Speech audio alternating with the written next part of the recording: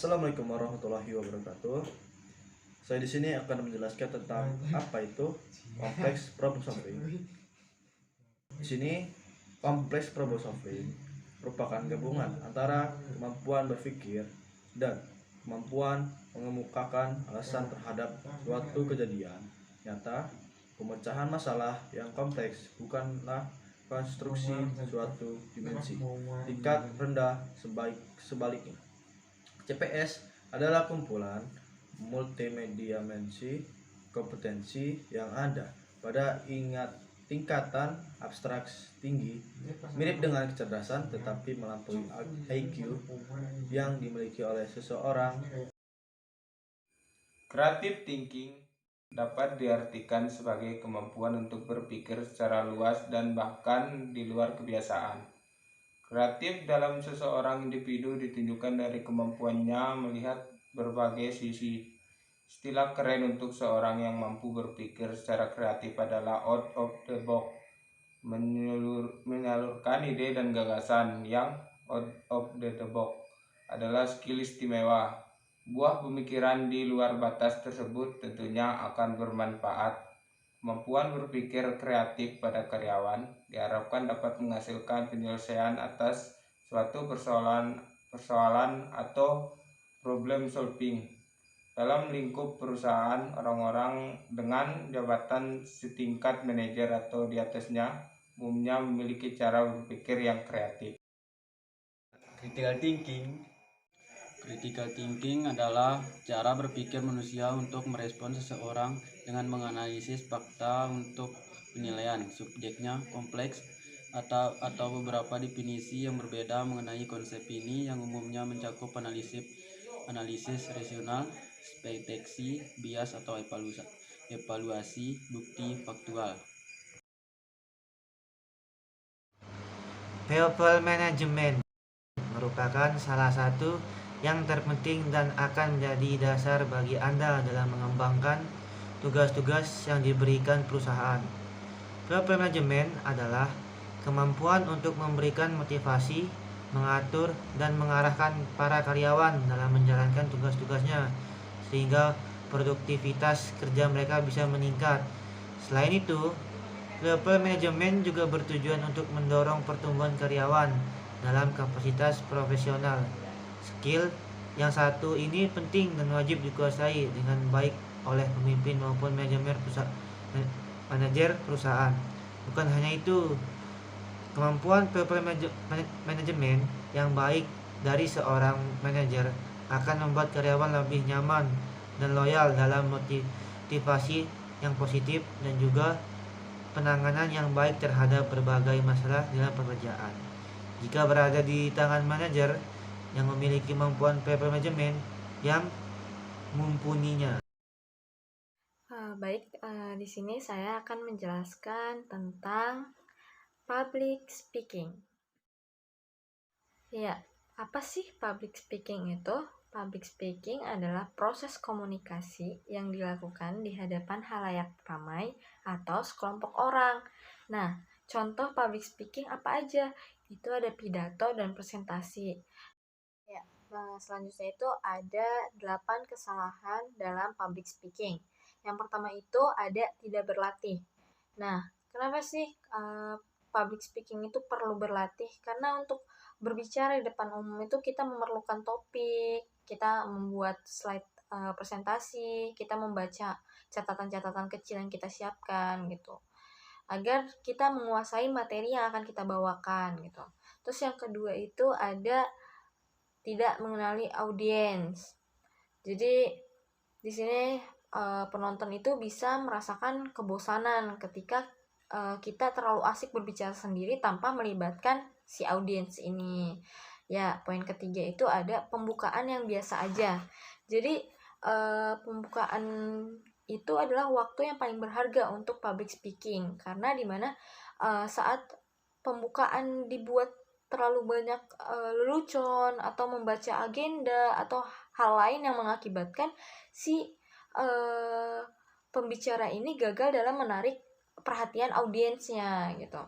Nah, poin keempat itu ada terlalu banyak membuat lelucon. Jadi humor itu sangat bagus digunakan untuk mencairkan suasana yang membosankan. Ketika para audiens sudah mulai bosan nih mendengar penjelasan kita, baru kita munculkan yang namanya lelucon atau humor gitu.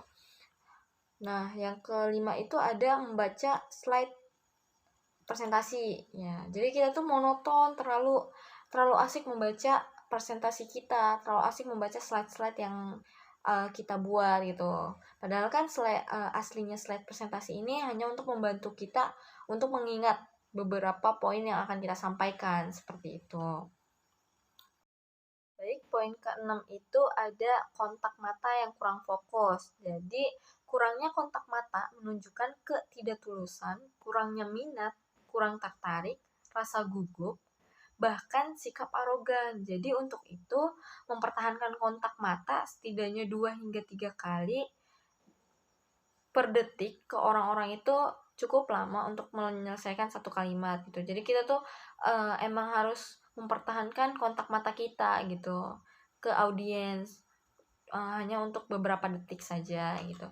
Terus yang poin ke-7 itu ada terlalu banyak data. Jadi kita terlalu banyak menampilkan data sehingga para audiens itu kembali lagi membosankan gitu. Jadi mereka merasa bosan akan penjelasan kita karena terlalu banyak data yang kita tampilkan. Nah, yang terakhir ini adanya kurang berenergi dan terlalu terburu-buru. Jadi kita tuh dalam menyampaikan presentasi, penekanan nada kita, gimmick kita, gerakan tubuh kita itu sangat mempengaruhi cara kita menyampaikan materi itu gitu. Jadi semakin kita bersemangat, berenergi, malah audiens itu sangat antusias dalam mendengarkan materi yang akan kita sampaikan gitu. Terus juga kita jangan terlalu terburu-buru dalam menyampaikan materi yang akan kita sampaikan, karena bisa jadi audiens ini tidak memahami perkataan yang kita keluarkan ketika menyampaikan materi gitu. Nah, terburu-buru ini juga bisa menyebabkan rasa gugup. Rasa gugup yang hadir dalam diri kita gitu. Jadinya kita menyampaikan materinya tidak maksimal. Seperti itu. Terus yang terakhir itu ada 9 tips nih untuk public speaking. Yang pertama itu ada siap bicara. Jadi public speaking itu yang pertama itu harus siap berbicara gitu. Jadi kita tuh mempersiapkan diri kita dan kita mau berbicara di depan umum gitu. Nah, yang kedua itu ada bahasa tubuh. Jadi komunikasi fisik yang baik menimbulkan dampak mendalam terhadap pesan yang diterima dan diinterpretasikan oleh audiens. Jadi latihan bahasa tubuh itu baik banget buat kita dan penyampaian materi untuk si audiensnya gitu.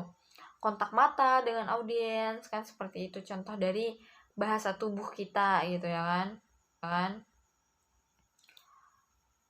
Terus yang ketiga itu ada nada suara. Jadi nada suara dan cara bicara kita akan memberikan dampak signifikan bagaimana pesan yang disampaikan diterima oleh audiens. Nah, kembali lagi seperti yang saya bilang tadi sebelumnya, bahwa nada suara kita itu sangat mempengaruhi dalam pemahaman materi yang kita sampaikan untuk audiens gitu. Nah, terus poin keempat itu ada mengenal audiens gitu. Jadi kita kan harus mengenal audiens nih dari beragam orang dari latar belakang yang berbeda saat kita berbicara gitu kan, dari mulai anak sekolah hingga para profesional dengan keahlian yang masing-masing gitu kan, berbeda-beda gitu audiens kita yang nantinya mendengarkan materi yang kita sampaikan gitu. Terus poin kelima ini ada taklukkan ketakutan Anda. Jadi banyak orang yang ketika sedang berbicara di depan umum, dia tuh merasakan takut gagal segala macam gitu. Nah, kita tuh harus bisa menaklukkan rasa takut kita sendiri gitu. Gimana caranya saya bisa melakukan ini gitu. Nah, ketika ketakutan ada, itu membuat penyampaian materi kita di depan orang itu jadi terganggu seperti itu. Jadi tidak maksimal penyampaian materi kita. Nah, terus yang keenam itu nyahkan catatan kecil. Jadi ketika kita public speaking, kita kan nyatet tuh catatan-catatan kecil ya kan untuk mengingat kita saat latihan. Nah, catatan kecil ini tuh nggak boleh dibawa sampai di depan panggung, ibaratnya di depan audiens kita. Jangan sampai membawa si catatan kecil ini. Kita harus benar-benar bisa mengingat poin-poin yang akan kita sampaikan gitu, sehingga nanti ketika kita berbicara di depan, kita tidak melakukan keblengan gitu, atau kita lupa gitu mau menyampaikan materi apa ya, tentang apa ya gitu. Ketika kita lagi berbicara gitu ya kan, lagi berbicara terus tiba-tiba kita lupa nih poin selanjutnya apa ya. Jadi tidak boleh kita membawa catatan kecil untuk membuka catatan di depan banyak orang gitu. Kita harus tetap bisa mengingat poin-poin apa saja yang akan kita sampaikan pada public speaking gitu. Nah, terus yang ketujuh itu ada variasi slide presentasi. Jadi ketika kita melakukan public speaking dengan menggunakan slide presentasi. Nah, slide presentasi ini dibuatlah semenarik mungkin gitu, sehingga audiens ini tidak bosan melihat slide-slide yang kita tampilkan di depannya gitu. Jadi mereka juga tertarik nih dengan melihat slide-nya, apa ya yang akan dibicarakan gitu, apa yang akan disampaikan oleh pembicara yang sekarang, seperti itu gitu. Nah, terus yang terakhir yang ke-8 itu, poin ke-8, ada nikmati presentasi Anda. Jadi ketika kita sedang melakukan presentasi, melakukan public speaking, udah kita nikmati aja gitu. Kita nikmati, kita enjoy, dalam artian kita relax gitu dalam menyampaikan materinya. Kita santai dalam menyampaikan materinya, kita nikmati alurnya, jalannya gitu. Jangan ada rasa takut tampil apa segala macam, dan tambahkan sedikit lelucon di pertengahan dalam penyampaian materi agar suasananya itu mencair, seperti itu. Nah, yang terakhir, tips terakhir itu belajar dari kesalahan. Jadi setiap kali selesai bicara di hadapan audiens, luangkan sedikit waktu untuk kita evaluasi diri gitu. Apakah berjalan baik atau gagal. Nah, ketika kita mengalami kegagalan, maka kegagalan itulah yang kita jadikan pelajaran untuk kedepannya lebih baik dalam berbicara di depan umum, seperti itu. Nah, mungkin itu aja pemaparan materi tentang public speaking. Gimana nih materinya? Menarik bukan? Oh ya, kalau sudah ditonton, jangan lupa nanti di like, comment, and subscribe ya. Terima kasih.